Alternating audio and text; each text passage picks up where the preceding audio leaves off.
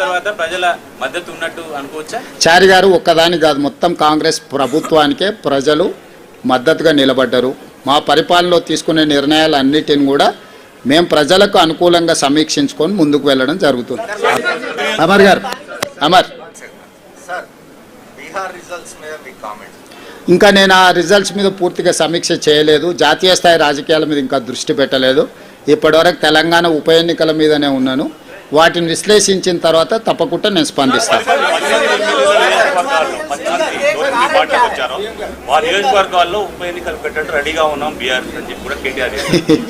ఇక ఇప్పటి దగ్గర నేను అదే చెప్పిన, మళ్ళా అదే మాటలు మాట్లాడుతున్నాడు. కాబట్టి ఇవన్నీ నేను అందుకే చెప్తున్నా, నేను సూచన చేస్తున్నా. తెలంగాణ మంచి కోసం, వాళ్ళ భవిష్యత్తు కోసం ఇద్దరికి సూచన చేస్తున్నా. ఒక ఆయన అసూయ, రెండవ ఆయన అహంకారాన్ని తగ్గించుకోవాలి. పాతకాలంలో చెప్పారు, కింద పడ్డా కూడా పైకాలు నాదే అన్నాడు అంటే వెనకటికోడు.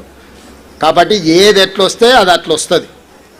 ఇప్పుడు అది ఆయన చేతులు లేదు, నా చేతులు లేదు, స్పీకర్ గారి చేతిలో ఉంది, సుప్రీంకోర్టు చేతుల్లో ఉంది. అది వచ్చినప్పుడు వస్తుంది.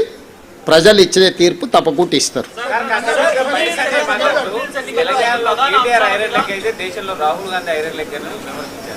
అదే మొత్తం అన్ని పరిశీలించి మొత్తం కలిపి వడ్డిస్తా.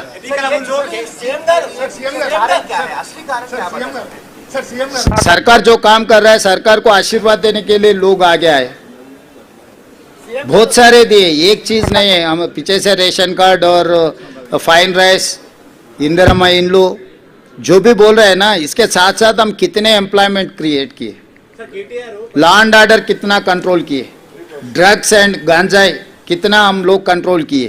इस बार बारिश कितने आए आप देखे ना. इससे पहले 10 सेंटीमीटर बारिश है तो पूरा शहर डूबते थे. इस बार 40 सेंटीमीटर 50 सेंटीमीटर बारिश आए तो भी कोई भी एक कॉलोनी, एक बस्ती पानी में नहीं डूबा. लोग देख रहे हैं, मूसी में किसी को तकलीफ नहीं आया. इस बार पहली बार तेलंगाना हासिल करने के बाद 12 साल में बहुत बड़ा बारिश आए थे, क्लाउड बस्ट हुए थे. मगर इस बार हम जो तरीका से जो काम किए, शहर के लोग लॉ एंड ऑर्डर कंट्रोल है, हम ड्रग्स कंट्रोल किए, बारिश में जो फ्लड्स है फ्लड्स को हम कंट्रोल किए, हर किसी को नौकरी देने के लिए कोशिश कर रहे हैं. और आगे डेवलपमेंट के लिए भी हम लोग जो एक्शन प्लान है, December 8th and 9th we are going to dedicate our Telangana Rising 2047 vision document. तो हम लोग आगे आने वाले दिनों में, मैं पहले से एक ही बात कहा, 2004 से 2014 तक हम लोग जो काम किए 10 साल, उसके बाद 10 साल BRS ने काम किया. आज आने वाले 10 साल हम लोग काम करने वाले. 4 to 14 जो रुक गए, in continuation of that development we are going to take policy decisions. Thank you.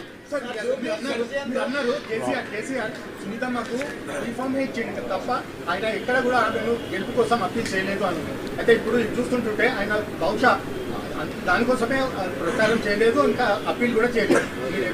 అంటే నేనేమన్నాను, ముందు నుంచి పాపం కేసీఆర్ గారిని తప్పించి ఆ కుర్చీని గుంజుకోవాలని హరీష్, కేటీఆర్ పోటీ పడుతున్నారు. సో ఒకసారి వాళ్ళకి అవకాశం ఇస్తే వాళ్ళ పరిస్థితి ఏదో వాళ్ళకి అర్థం కావాలని కేసీఆర్ గారు మౌనంగా ఉన్నారని నేను అనుకుంటున్నా. కేసీఆర్ గారు క్రియాశీలక రాజకీయాలలో లేరు, వారి ఆరోగ్యం కూడా అంతంతగానే ఉంది. క్రియాశీలక రాజకీయాలలో లేకుండా ఆరోగ్యం అంతంతగా ఉన్న ఒక నాయకుడిని విమర్శించడం భావ్యం కాదని నేను భావిస్తున్నా. కేసీఆర్ గారు క్రియాశీలక రాజకీయాలకు వచ్చినప్పుడు తప్పకుండా వారి పట్ల నేను స్పందిస్తాను. నా సూచన ఒక్కటే మీకు, ఇక డెవలప్మెంట్ మీద ఫోకస్ పెడదాము. రాబోయే 2 సంవత్సరాలు ఫోకస్డ్గా మన రాష్ట్రాన్ని అభివృద్ధి చేసుకుందాము, సంక్షేమ పథకాలు అమలు చేద్దాము, రాష్ట్ర ఆదాయాన్ని పెంచుకుందాము, వనరులను సమకూర్చుకుందాము, అభివృద్ధికి సహకరించండి అని ప్రధాన ప్రతిపక్షం హరీష్, కేటీఆర్కి చెప్తున్నా. కేంద్రం నుంచి నిధుల కోసం సహకరించమని కిషన్ రెడ్డి గారికి చెప్తున్నా. మనమందరం కష్టపడతాం, మీరు కూడా ఈ కష్టాన్ని గుర్తించి ప్రజలకు చెప్పండి అని మీకు కూడా విజ్ఞప్తి చేస్తున్నా. అంతే తప్ప ఇంకా రాజకీయ విమర్శలకు తావు లేదు, అవసరం లేదు. రేపు 17th క్యాబినెట్లో అవన్నీ డిస్కషన్ జరుగుతాయి. 17 తారీఖు రోజు క్యాబినెట్ సమావేశం ఉన్నది. క్యాబినెట్ సమావేశంలో మంత్రులందరూ సూచనలు తీసుకున్న తర్వాత స్థానిక సంస్థల ఎన్నికలకు సంబంధించి ఉన్న పరిణామాలు, న్యాయస్థానాల్లో ఉన్న అంశాలను వీటన్నిటిని పరిగణలోకి తీసుకున్న తర్వాత ఒక నిర్ణయానికి వస్తాం. Thank you.